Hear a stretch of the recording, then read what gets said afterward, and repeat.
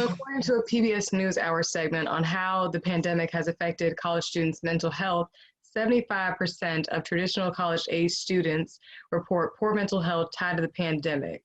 So my question for you is, do you feel like you can relate to that percentage? Yeah, I definitely can. At the beginning of the lockdown, it was really rough just to do all of the coursework on my own. And what my professors did, they would record lectures and put them online, and that's how we would view it. And it was just like, I mean, it was killing me. I was just like, how I couldn't focus. It was just so hard to focus. Um, Now being back on campus, I'm grateful for it, especially since it's my last year. You know, I get to enjoy being on campus one last time, but it's completely different. There aren't as many events as there usually are. I don't even think we didn't have a football season, and that's when people come together. To not meet up with your peers the way that, you did for so long, it does wear on you, because that's usually the one time you have just to not think about classes, don't have to think about any of the responsibilities of college life. Not being able to have those experiences anymore it's definitely taking a toll. Mm-hmm. Because yeah, it's just different. It's kind of like I've heard from some people, you feel isolated, and it's just different. Some people have also said they feel like they're not learning much because of the different setup of online classes versus being in person. So it's tough, and it's definitely different than Yeah. a lot of us are used to, because versus college students that are coming in now. Because we remember a time when there were events going on, you could interact with people. Um, we didn't have the online classes that we do now as a necessity, I suppose. We had online classes, but it's different than it is now, to where most people are taking online classes because of the pandemic. So Hmm. yeah, it's just challenging times, and hopefully things can go back to normal soon. Yeah. Yeah, I feel bad for like the freshmen, because it's like football season is great for a freshman. Like at my school, the freshmen will run out on the field at like the first home game, and they didn't even have a chance to do that. That's like one of my best memories of college. And it's just like, yeah, it's definitely a challenge. But it's necessary, precautions we have to make, because this isn't, an illness that we want to take lightly. Right. Yeah, you're absolutely right. Even though it is sad, there are reasons that we have these precautions, and all we can do is just hope that everybody participates in doing that, so that slowly we can gradually get back to the way things used to be. Yeah. Yeah. Minority stress is defined as the experiences of psychological stress or heightened physiological responses that result from acute or chronic experiences of unfair treatment and abusive behavior tied to one's belonging to a stigmatized minority group. So do you feel like you've experienced something like this, or this at all? At school, I don't think I've experienced this. I think definitely this past summer has just it was just a lot for everybody, but especially for African Americans. I think we were stressed out every day when we heard new news of something going on. Literally, like every week there was something happening. And it's just, it literally wears on you. I remember this summer, it was like, well, I'm not going anywhere, but I was just taking in all of the things that were happening, and it was just tiring. It was like a weight that just like held you down. It was exhausting. That was definitely a stressful period. Mhm.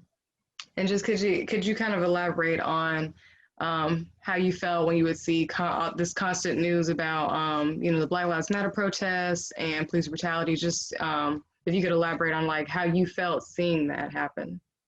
Definitely. I felt angry and tired. Um, yeah, I just felt earlier in the year I had experienced a shooting, and that was between Black people. And then I still, to this day, I still haven't watched the George Floyd video. And I would watch like the news clips of them, you know, speaking about it and the things going on in Minneapolis. But I, like, to this day, I have not seen the full video. And I remember during that time, people kept repeating like, oh, the officer had his knee on his neck for like 9 minutes and something seconds. I haven't watched those 9 minutes. Like, I refuse, because it's gonna get me into a mindset where I'm just depressed and I feel weak and I feel like I can't change what's happening. Especially when I would see people just, this was happening in Minneapolis, where people would protest, and then you'll have certain people who will come to the protest and they'll just trash the city. Like, they would just, you know, tear things up. And that wasn't, you know, the intention of those protests. So it was just like, I was just literally like wore out, like mentally draining that time was. Mm-hmm. Yeah, because I definitely see where you're coming from, where you're saying that it wears you out mentally, because it's it's just heartbreaking to see things like that happen with George Floyd, and other victims of police brutality. And then, like you said, when there was the protest going on, you think that would ignite some type of hope, but then you also have people taking advantage of those protests and taking advantage of looting businesses and wrecking the city. And so it's just a whole lot of conflict going on, and yeah, just too much going on at once. Yeah, it definitely was. Mm-hmm. So, um, so yeah, that's just a lot of, on your mental health, and then just knowing that like, yeah, it's just, I don't know what to say, but yeah. And just to be in constant news. And I think a lot of people, it seems, they feel kind of like even more hopeless, because they feel like nothing's really getting done from these protests. And again, it's almost as if the progress of the protests are also being held back by they were being held back by all the looting that was going on as well. So yeah. So my next question for you is: do you have any family members that have been unemployed due to the pandemic? Yes, me myself, I was unemployed. Um, my sister, one of my sisters, she actually had a job where she was working at a call center. So they were able to work from home. They had, you know, headsets and computers. My dad is a police officer, so he was able to continue working. But my mother, she's a paraprofessional for a special needs school in Mobile. And when they went to lockdown, you know, she didn't work, and usually she would work summer school, which for them is mainly just like a daycare setting. She was unable to work that as well, and she just started back going to work this past fall. So, you know, I think we got lucky compared to some households where, you know, everybody in the house, you know, was without a job. Right. Yeah, definitely. There's definitely, it just feels, you definitely feel blessed whenever, you know, you looking and you still have parents who are able to go work, or like you personally might have kept your job. I know I definitely felt pretty lucky to still be able to work. And then my mom, I felt lucky that she was still able to work, but I was also sometimes concerned a little bit about her safety, since she was in a hospital environment. So, but definitely, I'll agree with you for sure, about feeling lucky that you still have that income coming in. You mentioned that your dad's a cop. I'm just curious here. Has he expressed any type of feelings, seeing the police brutality on the news? I can give you a great example. Earlier this year, when I was at home, right before classes started back, was when there were people who stormed the Capitol. And I remember I walked in the house, and it was around 3 or 4 o'clock our time, like Mobile's time, when it was happening. And he gets off of work around that time, and he was in the house taking off, you know, his gun off the holster, putting it in, I don't know, it's some type of box that he puts it in. And he was fuming. He was so upset. And I couldn't do anything but just watch. And he was saying how white people they just seem to get away with just about anything. how, you know, if these were Black people, it would have been a totally different situation. And he literally said out his mouth, he cannot wait to retire, because it was just a disgrace, you know, for him, it was a disgrace to be a police officer with things like that happening. And he also felt the same way during the summer. Mm-hmm. Yeah, because so I just wonder sometimes, you know, how any police, so especially with the local police, however, how they feel seeing all this happened and just how that's affected them personally. So Yeah, I think for him for him as a Black man, it really bothered him. Mhm. And as a police officer, even more. Just Mhm. Yeah, and then now he's saying he can't wait to retire, which is kind of heartbreaking because I imagine he's been doing yeah. it for a long time. Mm-hmm. Yeah. Yeah. So the next question is, do you think that there's a divide between minority groups, including but not limited to African Americans, Hispanic Americans, Asian Americans, when it comes to recognizing and acknowledging the different issues that each group faces when it comes to discrimination in America? Definitely. I recently installed TikTok, and TikTok is incredible. There's like everybody on there. But one of the things I was able to really learn for the first time is that most Native Americans, they don't live in, you know, the same cities as us. They live on reservations, and it's government funded. And I was just able to go through videos of how I remember, like, one video was saying they receive water, like some type of water truck, like only a few times a week, and how, you know, they've made these deals with the American government, and most times the government falls short for them. And I think the fact that I never knew that was just, it was shocking. Like, I don't know the plight of other minorities in this country. I think recently on the news there was a thing, you know, about people attacking Asian Americans out of fear of, you know, COVID. So I, you know, unfortunately we are ignorant to the struggles of other people, but it's something that we should. Yeah, you brought up some great points about the Asian American hate crimes. That's something that I do remember seeing on the news for a brief period of time. And I think it also just depends on maybe if you follow certain celebrities, because then they might talk about it as well. Since it's not always, I guess, not heavily covered on the news as some of the issues are. And that's something I've been talking about with other people as well. Like, how did that make you feel to see something like that? And that's really this question, I guess, as another point in this project, is to just highlight not only highlight the different struggles that minority groups face, but also to see that there's a comparison that, you know, it's like we all have these struggles. They may be different, but again, it's like a common thing. Like, there's stereotypes we all face that we try to avoid being seen as, and having to work twice as hard, and just this mental pressure that's tied to us being minorities.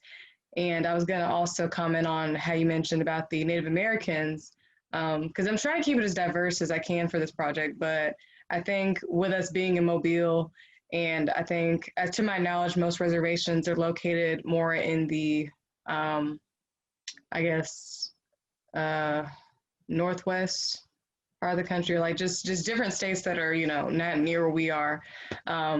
It's just kind of hard to get those participants.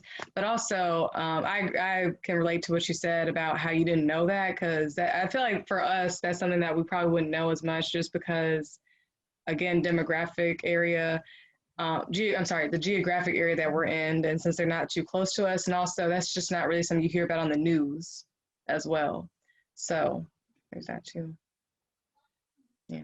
But I Yeah, heard, yeah, I I heard definitely about agree. before reservations, how it's like they're separate because they're government funded, and they have their own, I've heard they have their own laws and set of rules, and it's just completely different from what you and I are used to, really.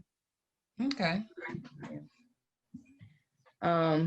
But yeah, I think you're absolutely right. It's just that we do have a responsibility to kind of acknowledge those struggles they each go through, and to educate ourselves and really speak up on those. Yeah.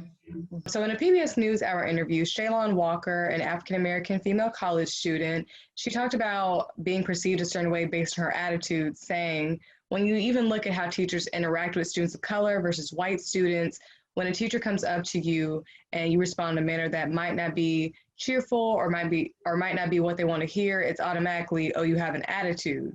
So do you feel like you've ever experienced something like this in school or even at work? Yeah.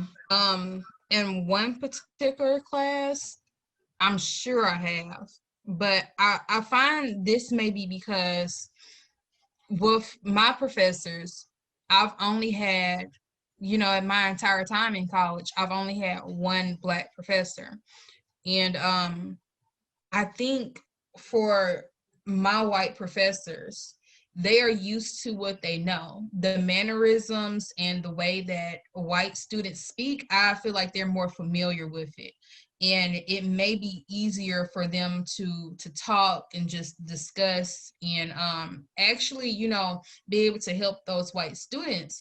But on our, expense, we don't get that same interaction. And I've been pretty lucky to have, some teachers who are willing to go to bat for me. But that's definitely, especially an issue with like schools that have like a small, Black student population.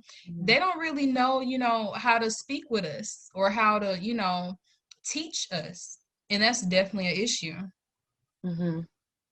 Yeah, and I think you're definitely right. It's because when you have a diversity issue, as if so the majority here being white people, and you don't have many minority students. In this case, Black students that you mentioned, there is kind of that disconnect as far as interaction and just different, whether it's different cultural backgrounds that get in the way of that, or just like you said, how to really interact with that person. It definitely does make a difference. Yeah.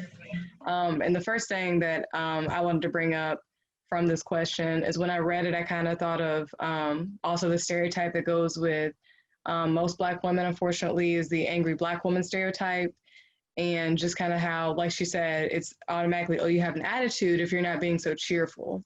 So, so I bring that up because I want to ask you, just do you ever feel like you have to act a certain way or be kind of repressed with certain emotions to avoid that stereotype, the angry Black woman? Oh, definitely. I've even found myself in some situations I would monitor what's the word? Mirror the mannerisms of my white female peers.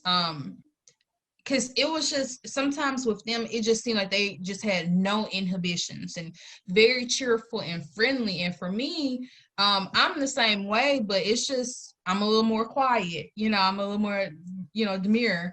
So I found myself saying, maybe I could get certain, discussions with my professors or, certain things done if I act like them. Mm-hmm. That's really interesting that you felt that you had to mirror your white peers in order to, like you said, get discussions from with your professors and just, I'm assuming that to be perceived a certain way also. Mm-hmm. Mm-hmm. Yeah, I've had, there's been a couple of interviews I've heard from that as well. They felt like they kind of had to act white, as they stated, just to be perceived a different way or in a more, I suppose, positive light or just or in a less negative light. Yeah. Because I definitely think, like you said, there's that pressure, especially as a Black woman, to not really express an attitude because people already have that perception of you that you're going to be sassy or have an attitude, or that you might get frustrated or easily agitated if someone rubs you the wrong way. And so the effect of that, it turns into you almost feel like you can't express any type of annoyance or anger, especially at work or at school or just any time in public. Yeah. Yeah. Yeah, because I know I've definitely felt that at work sometimes when obviously with customer service, there is that expectation to not be agitated, and I don't want to purposely be agitated, but it's almost as if that if you're agitated, it's different than if, your white coworker is. That's a customer. Mm-hmm. And so in that same interview I mentioned, another African-American female college student by the name of Audrey McNeil recalled a time when her school did not investigate an anonymous death threat involving the N-word. So my question for you is, do you feel like your school would ignore a similar issue? Oh man. No, I don't think they would ignore that. Um just recently, there's an organization that I'm a part of that started a petition to change one of the university buildings because it's named after, I think, somebody in the Confederacy. We did a march, we held a little rally, and just recently they agreed to change the name of that building. One thing I can say is that when you get the administration's attention, they listen at my school. So another question I have regarding the interview that I mentioned about the school not investigating the issue a death threat involving the N-word. Are you surprised to hear that that did happen, that the school did not investigate that issue?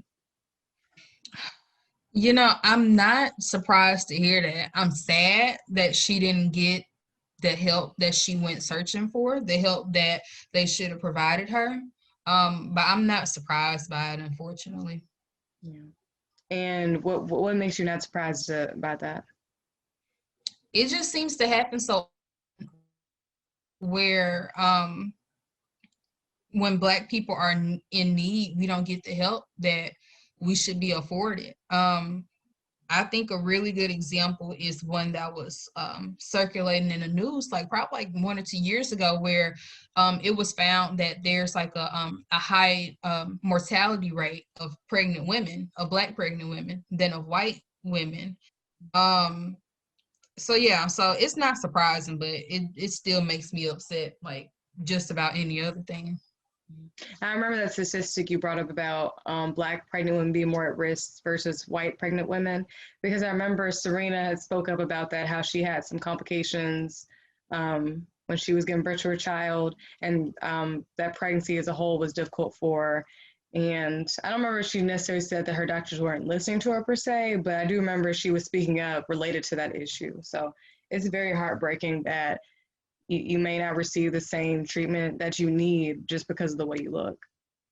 Yeah, I personally know somebody who had a blood clot, and they didn't know that they had a blood clot, but they just knew something wasn't right, and they went to the hospital, and the hospital, told them that they were fine, but for whatever reason, that person felt like it was in their best interest to go back and demand to have certain tests, and when they ran those tests, they found that she had like a blood clot, like I think in her lung. So yeah, you definitely have to, stick your neck out for yourself, because most times, people won't do their job. Yeah, exactly. Unfortunately, it's sad that we really had to go. You had to bend your back really just to get some that help that you really need in those cases. Mhm. And so, oh, I got a question.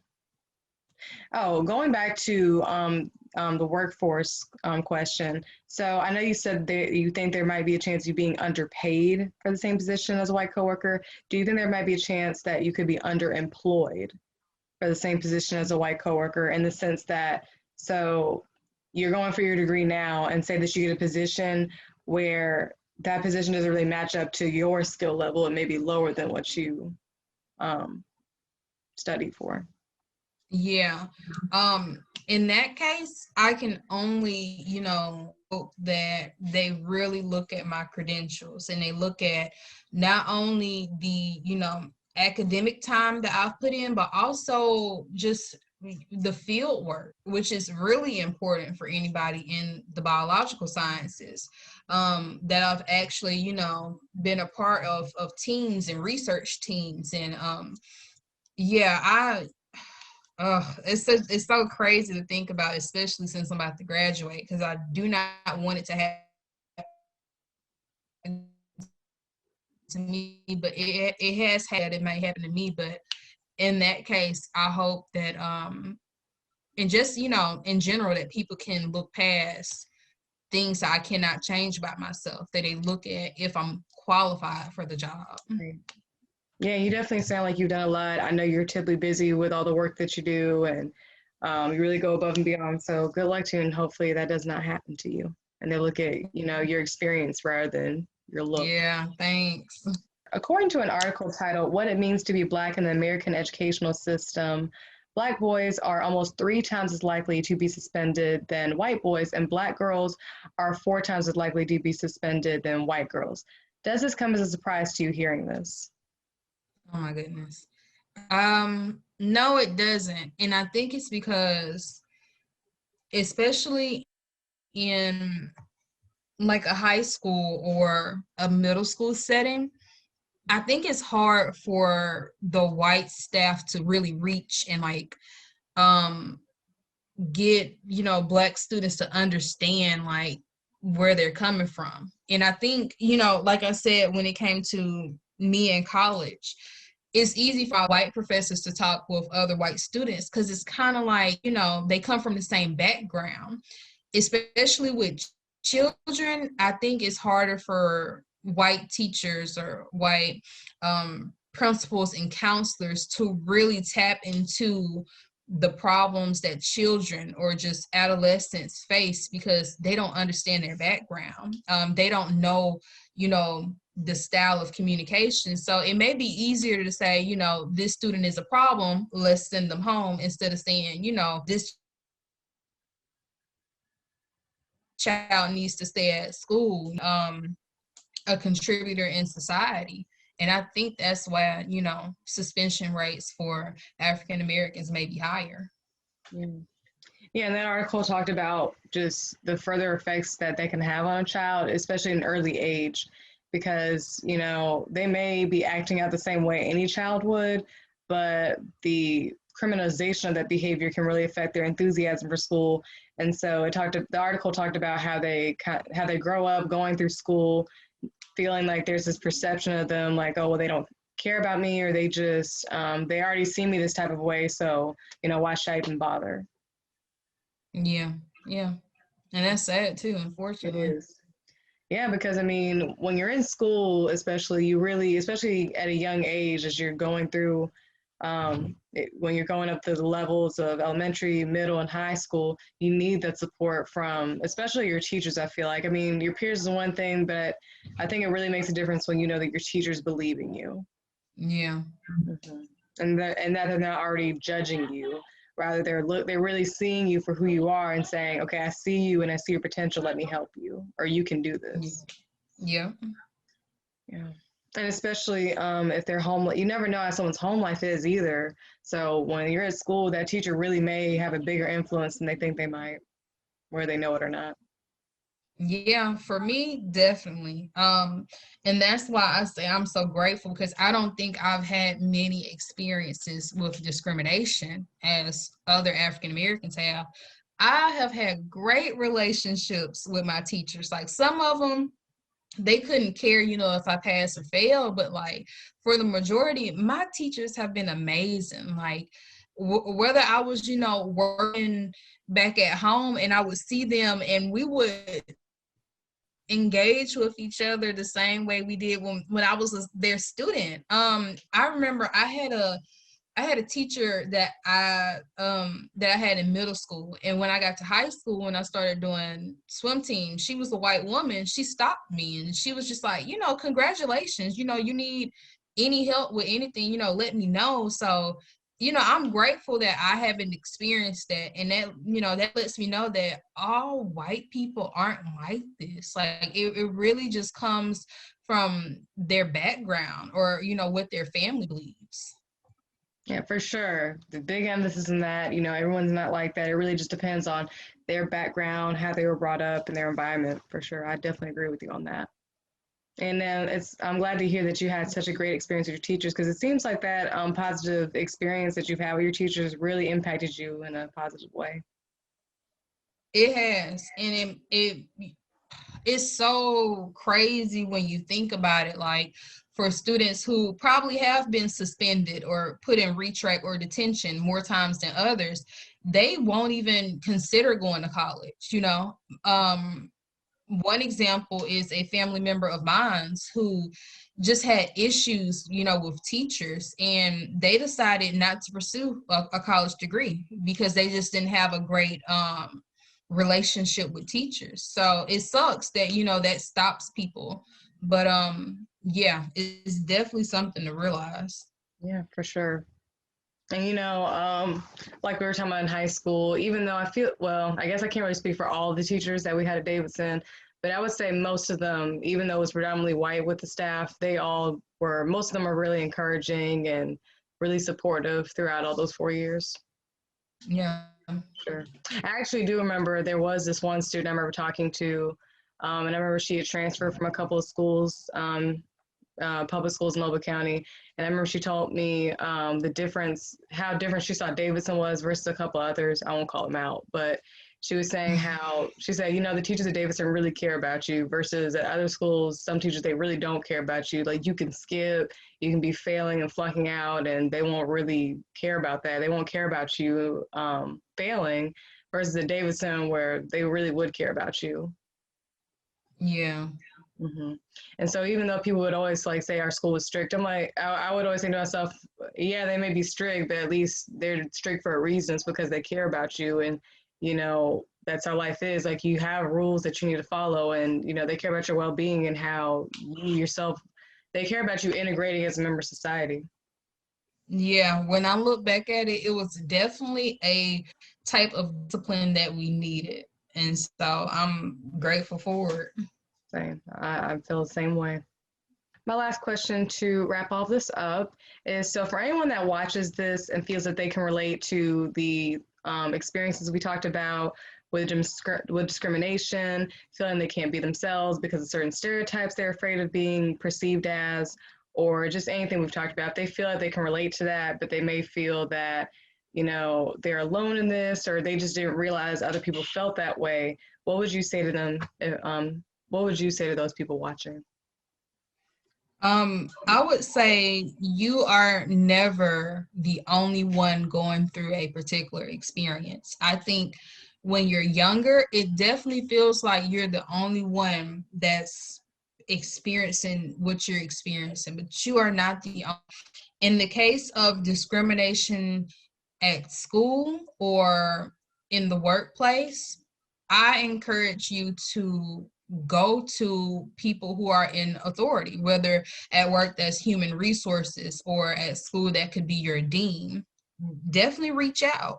And I mean, we've definitely seen that when you make noise, things change, whether it is from protest or petitions or anything that you can do to rally people together for a cause. It makes a difference. And I think if it's on a large scale where it's, many people, definitely work at the local level. Like get some folks together and make sure you go to town halls and you're electing people to city council and as mayor and governor that look like you or support things that you are behind. That's really important. Thank you for that. And before I let you go, there was another question I had thought of that I've somehow managed to forget. Did you ever feel uncomfortable talking about your family or your peers about mental health due to any cultural beliefs in the Black community? um I felt uncomfortable, maybe not due to cultural reasons, but because of my household and my background. Um, for my parents, it's like you didn't really discuss how you felt. You didn't really um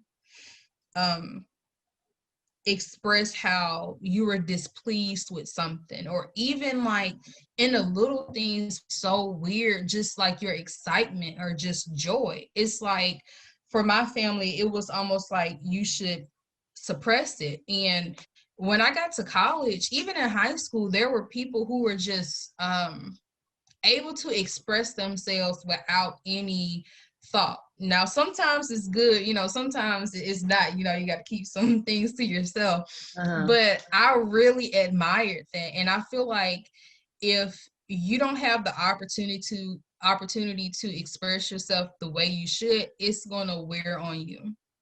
And I think that just comes with whether it's, seeking guidance with any support services on campus. I know we have one here on our campus. If you have to go to any of your resident assistants, Or, you know, hopefully over time you can befriend people who've been through similar experiences as you. It's very important that you always, always, always fight for yourself and you stick up for yourself. Because at the end of the day, even when it seems like you're not sure what your next move should be or what you should do, I feel like everybody internally has their best interest at heart. And when you work from that place instead of from fear or from anxiety, you'll really be able to just enjoy life and enjoy the opportunities that come your way. Yeah, for sure. Is there anything else that you wanted to add overall to anything we've discussed? Um, oh yeah, sure. I will add that from just, you know, the things that we see on the news or culturally the things that go on, I found myself um not wanting equality as much. I want equity.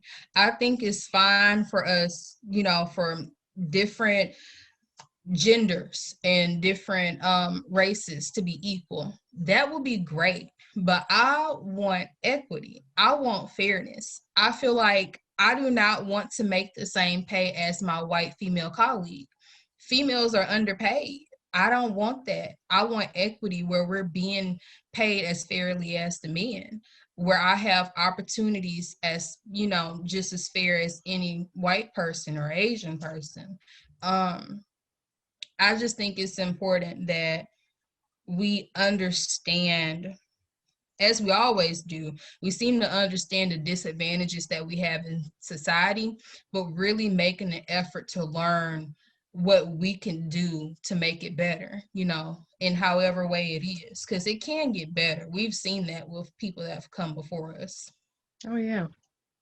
Yeah, it's like you said, you know, our parents grew up in a different time where I'm sure there's a lot of things that the way, at least the way we were brought up in our environment, they probably didn't think that would happen. So even Mhm. though it hasn't gotten completely better since their time, we have a long way to go. That just kind of, when you look at it that way, it shows that there is some improvement. And like you said, things can change for sure. Yeah, I mean, I look back at um Kamala Harris being elected as vice president, and I internally laugh in the face of that guy who said he would never vote for a woman. I mean, I just cackle in his face every time I see him. So, yeah, things can definitely change as long as we put some effort to it. Yeah, for sure. You know, it's still shocking to me that happened. Like, if you asked me, I was like, I don't think, you know, that would happen just because the way society is, you know, there's no way they would actually elect a woman into, let alone a president's position, let alone vice president, because, you know, we were in high school, there was an election between Hillary Clinton and Donald Trump, and we saw how she Mhm. lost. So, you know, you can't really blame us for thinking, okay, well, Kamala won't get it. And as my dad said, he was saying, you think, you know, they didn't let a white woman in there, you think they let a black woman let alone, and look where we're at now. So, Yeah. mm-hmm. Or even when President Obama got elected, I know we were really young at the time, but just to see a moment like that in history, it was like, wow, we really do have a Mhm. black president. Yeah. So we definitely come a long way. It's just we have an even longer way to go. Yeah. Yeah, we do. We do. But thank you again for interviewing with me. I really appreciate your time. I know you're busy, and I appreciate all your thoughts and sharing your thoughts and experiences as well. No, thank you for having me. I would make time for this any day. Thank you.